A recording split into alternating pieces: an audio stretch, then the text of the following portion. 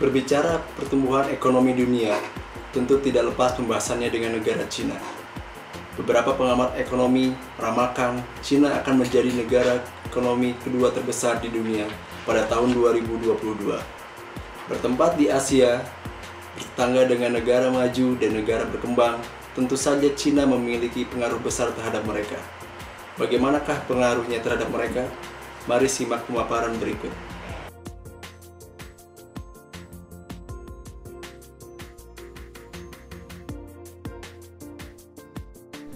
Hong Kong menjadi pusat pelayanan bisnis bersama Cina, di mana banyak perusahaan-perusahaan Cina yang tercatat pada Hong Kong Stock Exchange.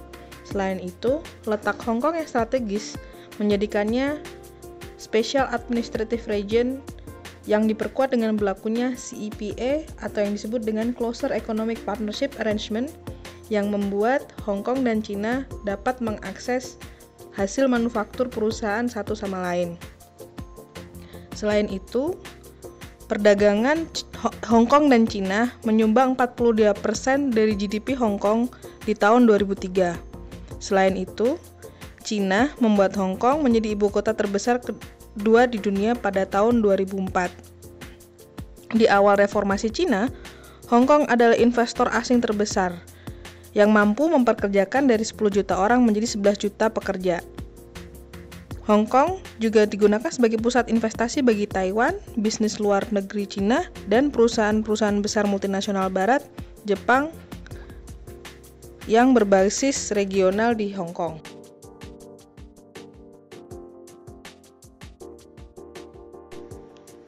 Transaksi perdagangan antara Cina dan Taiwan pada tengah tahun pertama 2004 mencapai nilai 40 miliar US dollar, lebih tinggi 33% terhadap tahun sebelumnya.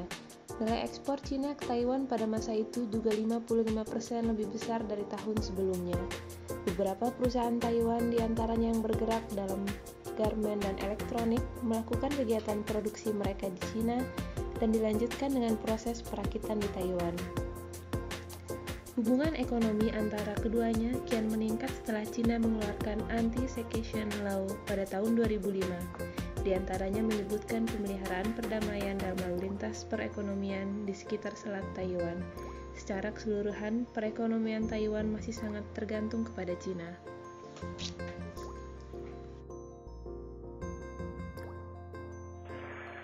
China adalah mitra dagang terbesar Korea Selatan, dan perusahaan-perusahaan negeri ini menanam modal sangat besar di China daratan yang menjadi tujuan utama investasi asing Korea Selatan.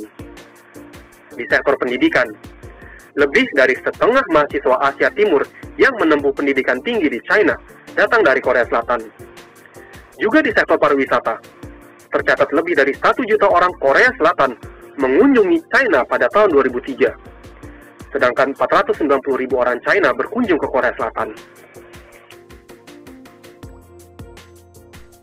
Walau Cina berbatasan langsung dengan Rusia, interaksi ekonomi antar dua negara ini sangatlah terbatas. Karena Rusia memiliki banyak sumber daya alam seperti minyak, gas, mineral, dan kayu, Cina merasa perlu membangun infrastruktur antar kedua negara. Cina sempat mengejar proyek pipa minyak antara Rusia dan Cina, tetapi pihak Rusia sendiri lebih memilih untuk membuat pipa ke pantai timur, di mana minyak itu bisa dimuat di tanker ke Jepang, Cina, atau Korea.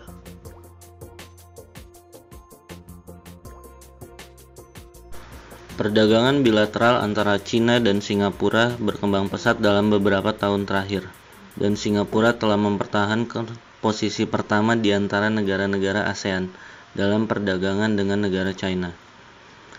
Pada tahun 1998, volume perdagangan kedua negara mencapai 8 miliar, sedangkan pada tahun 2009, volume perdagangan menjadi 58,4 miliar US dollar. Sementara China adalah ketiga terbesar mitra dagang Singapura yang terdiri dari 10,1% dari total perdagangan eksternal Singapura setiap tahunnya. Perusahaan seperti Capital, Land, and Breadtalk telah membuat terobosan besar ke dalam perekonomian domestik Cina. Seperti Temasek Holding, Singapore Airlines masing-masing telah diinvestasikan di China Eastern Airlines.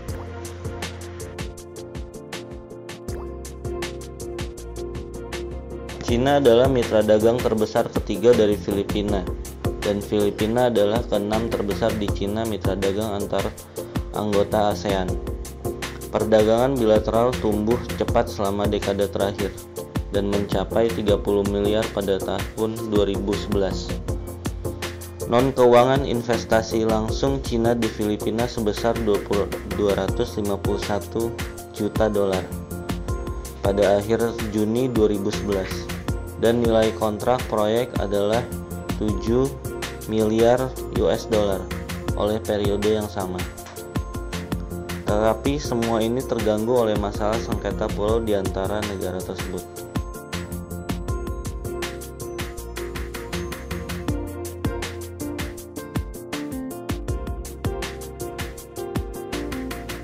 Ekonomi Indonesia pada awalnya dibangun dari sumber daya alamnya yang melimpah, khususnya minyak bumi, mineral, dan produk kayu.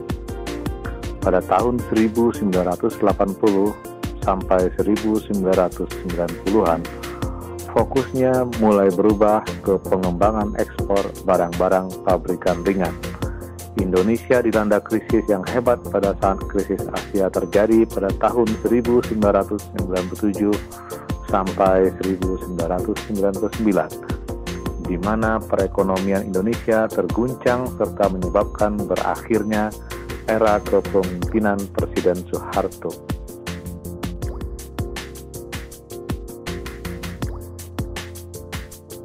Ekonomi Malaysia berkembang lebih cepat dibandingkan dengan sebagian besar negara-negara ASEAN.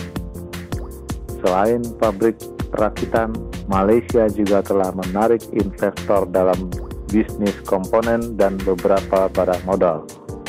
Malaysia juga menyediakan komponen-komponen dan sub perakitan yang sering dikirim ke Cina untuk perakitan akhir.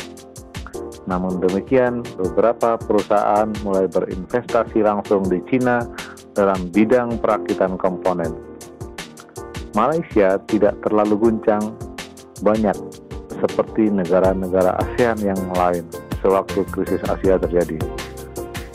Tetapi pada akhir tahun 1990-an, kondisi perpolitikan yang sulit, kontrol modal, serta pernyataan-pernyataan Perdana Menteri Mahathir Muhammad cenderung menyebabkan para investor keluar dari Malaysia.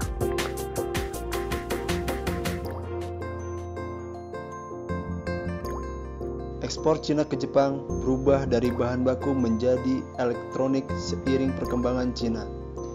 Cina juga menjadi pabrik bagi banyak industri Jepang, contohnya Sony, Toyota, Honda, dan Nissan. Namun kini banyak perusahaan Cina menjadi saingan dari perusahaan Jepang, terutama dalam bidang elektronik.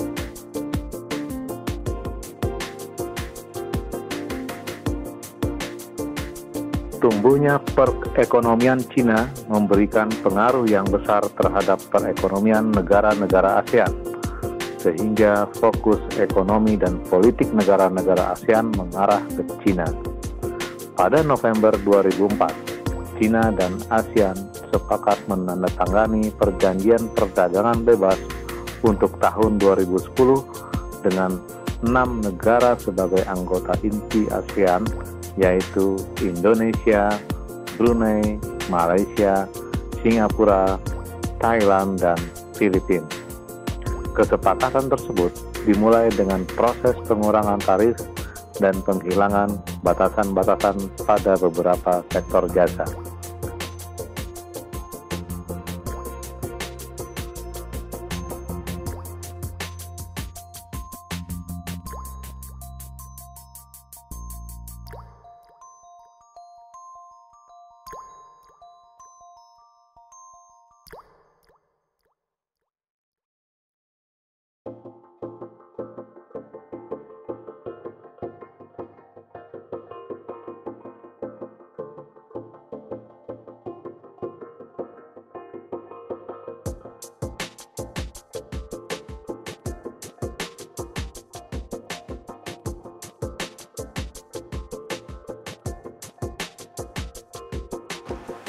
Kalau menurut gue sih mau bersaing itu sulit ya, karena kalau Cina bikin elektronik nggak mungkin kita bikin elektronik juga, udah pasti kalah. Jadi menurut gue lebih baik kita stay di industri kreatif, kita yang desain, China yang bikin, kita yang jual. Kalau saya jadi kepala negara tersebut, mungkin hal yang saya lakukan adalah bekerja sama dengan China untuk mendukung sektor-sektor produksi dalam negeri, terutama di bidang industri. Kemudian hal ini sebagai fungsi support bagian-bagian produksi yang tidak bisa didukung oleh industri domestik.